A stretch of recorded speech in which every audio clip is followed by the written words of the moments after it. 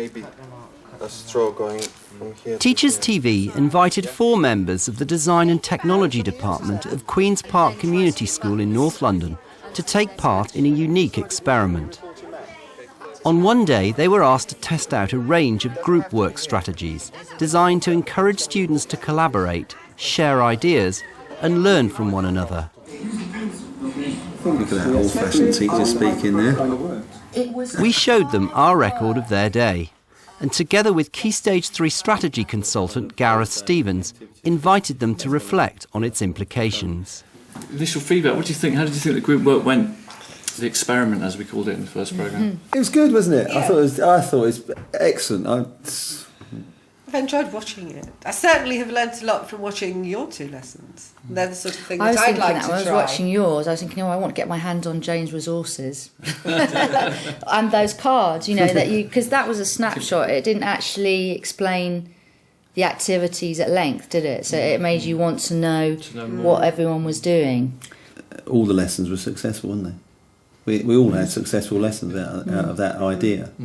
And from seeing it, I think, I want to try some of the other bits. The students were very focused. Really you say you want to try some of them again. I mean, what effect will it have on student achievement, do you think? They're actually learning, they're doing. It's that idea that you don't have to have a recorded written outcome, that they were actively engaged and talking and using information, developing their communication skills, problem solving, negotiation. They were doing all those things. First of all, I'm going to give you a card. It'll have a number on it. Mahali? Daniela? When I actually sorted out the numbers, what I started with was the CAT scores, the average CAT scores. And I looked at actually making 2 separate groups because I knew that I'd end up with 16 students. And I wanted a mix within both of the groups. Oh, right. A, of ability, B, gender, and C, culture. So I looked at all of those things and I mixed them up. I then gave them numbers according to alphabetic order. All right, so they were none the wiser. No. What's interesting about that, if you've got the card system sorted out, you're not going to get any trouble. The kids aren't going to give you any problem with it because it's just, to them, it's a number and all the ones get together or whatever. I'm not sure. They don't know where it's going. No, and they don't understand. If you just say, I want you to work with him. Yeah, that's right. So I think it was a good way of short-circuiting that and making, building more pace into the lessons. Now, can you open the packs and distribute the yellow, the red and the blue to the other members? But the green person must be the person circled. How well made and finished is the product? Some debate we had earlier, we watched it, there was some talk about the colour-coded question sheets and they were, so that each student in the group got a different set of questions. Was that was planned? Did that have a positive impact?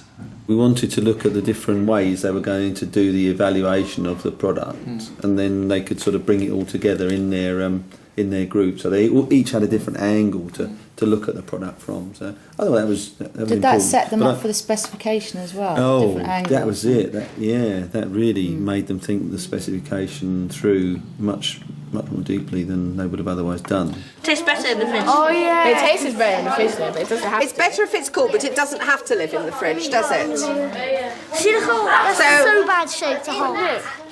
Watching the video, I mean, there was occasions when I could see myself stepping backwards. Well, I saw you just standing and you could see you enjoying the background. You couldn't stop listening to yourself. It looked like milk. There was that wonderful moment as well. The group were testing, what it was like to hold the drink holders. Bottles, so. And you seemed to be unsure. You felt that you wanted to intervene, I think, but you held back. And I thought you were quite skillful there. Yes, I mean, I was watching. I think perhaps I was worried about things like the top coming off and an awful mess, a disaster, a physical disaster. Aubrey, struck by the fact you said you didn't really try some of these strategies early in your career. I wonder, why that was. I suppose I've always been a bit scared of doing something like that.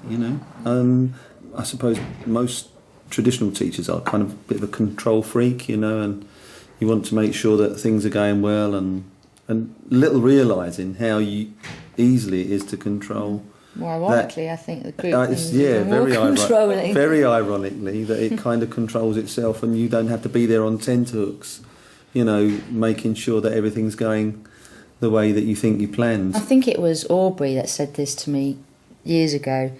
That idea of, you know, you don't always have to be doing. Sometimes I think you were observing me, and you said you don't always have to be doing. Sometimes you can stand back and just watch.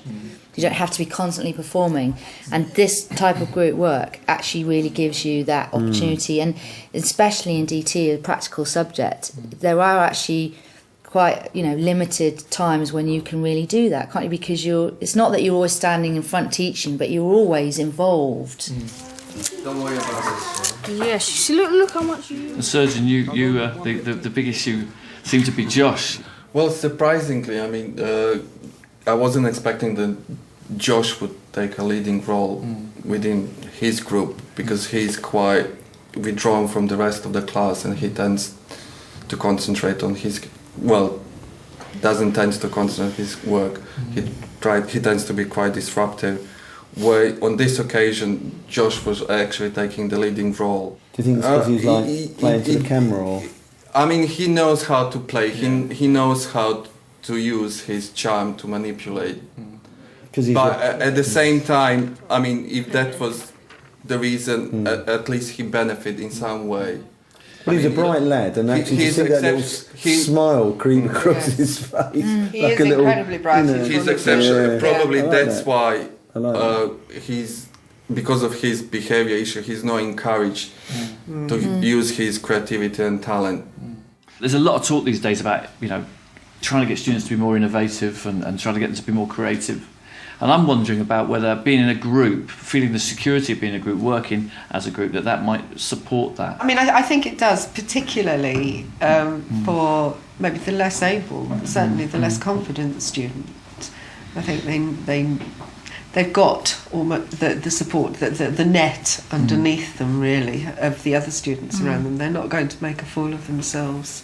The more able kids are probably more aware of other kids that are less able, and less able kids benefit from working with more able kids. And it's about preferred learning styles as well, isn't it? I mean, it was really obvious that Demir loves to operate like that, and that was the most involved or motivated that he's been. I mean, he chose to do the subject, he assures me he wants to do it, but that was definitely his preferred learning style.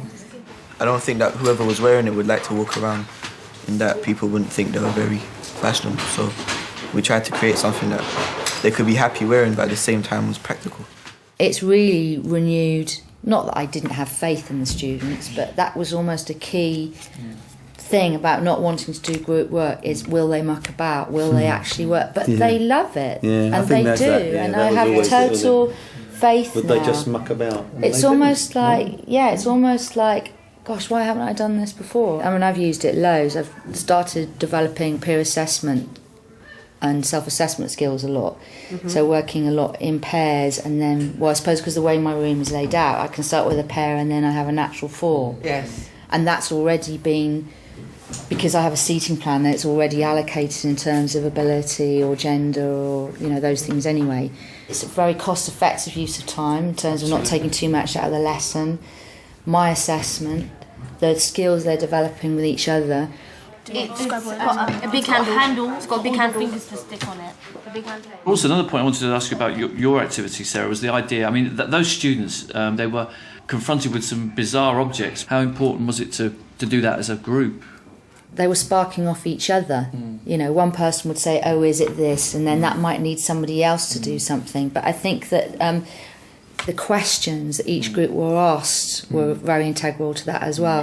The person who had stroke here, how could they use it, like, with the two hands? That's what I mean. That's why I said it's not successful. That's what I'm saying. See, You can't do it with Common one sense. hand. Exactly. You can't do that. No, you can't. I can't put it on.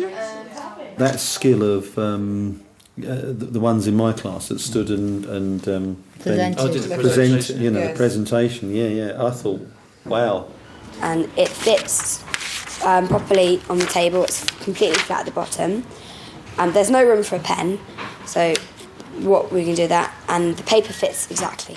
I would not have even thought that they could have that's been a so. great example about what we're discussing, isn't it? That the group work, they were rehearsing what they were going to say to the rest of the class in the presentation during the group work. And similar, we're doing some of these activities in another authority with Year 11, and the group work activities, they're rehearsing exam answers, and they're engaged and they're motivated by it.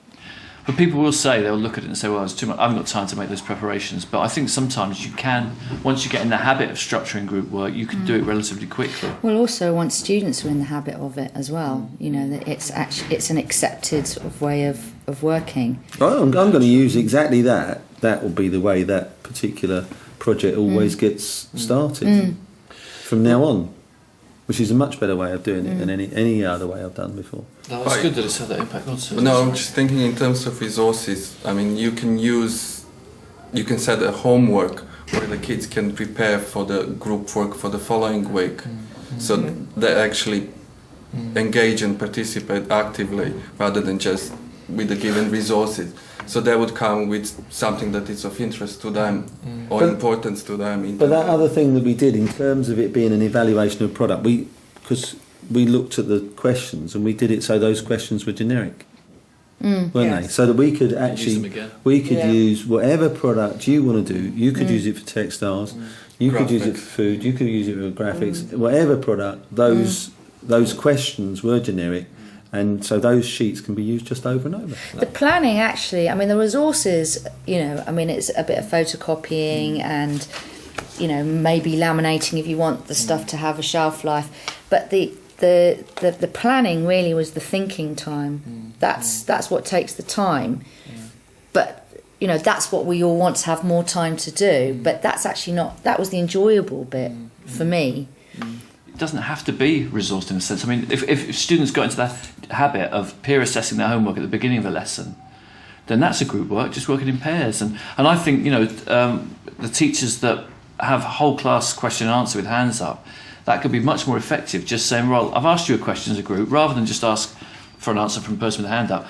Get into pairs and just talk about it, and then I'll ask you for an answer. And you build in some time, which is essentially group work, even if it's a minute, and then when the hands go up, they're coming up from a position, we've discussed this and this is our answer.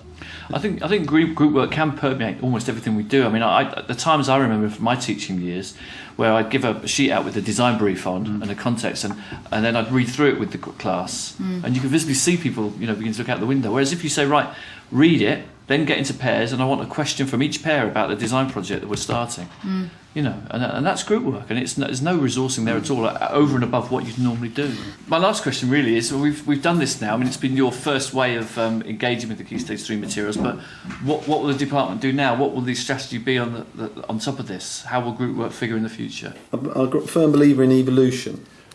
I think what we've seen here is an evolutionary step in the way teachers teach, and they just need to soak up this kind of stuff and then feel free to utilise it as and when.